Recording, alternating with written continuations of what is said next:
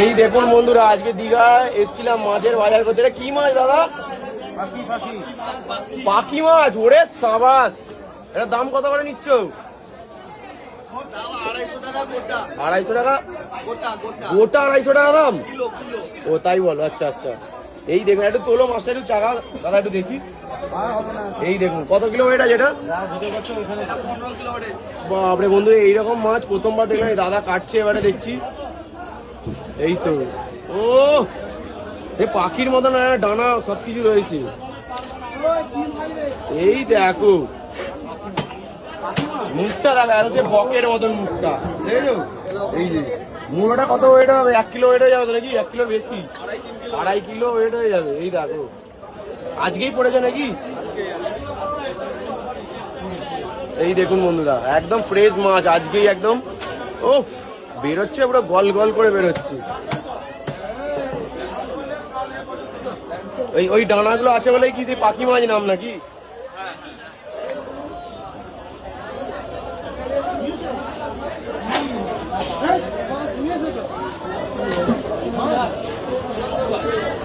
এই দেখুন বন্ধুরা, সুন্দর করে দাদা পিস করা শুরু করে দিয়েছে।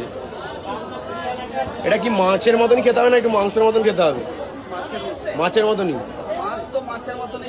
আচ্ছা, অনেকটা বন্ধুরা সেই টুনা ফিশ যেরকম আছে সেরকম দেখতে লাগে। লেজটা দেখুন কিরকম, কোদালের মতন লেজ।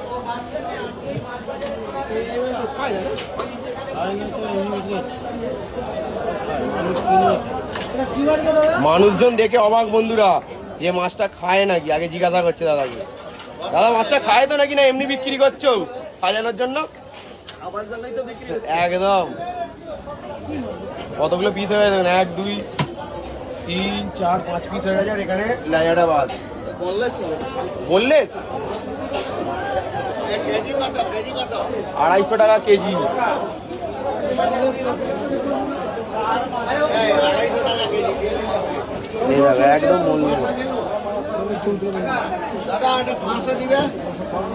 একদম বন্ধুরা, একদম মানুষজন ভিড় করে দিয়েছে এখানে।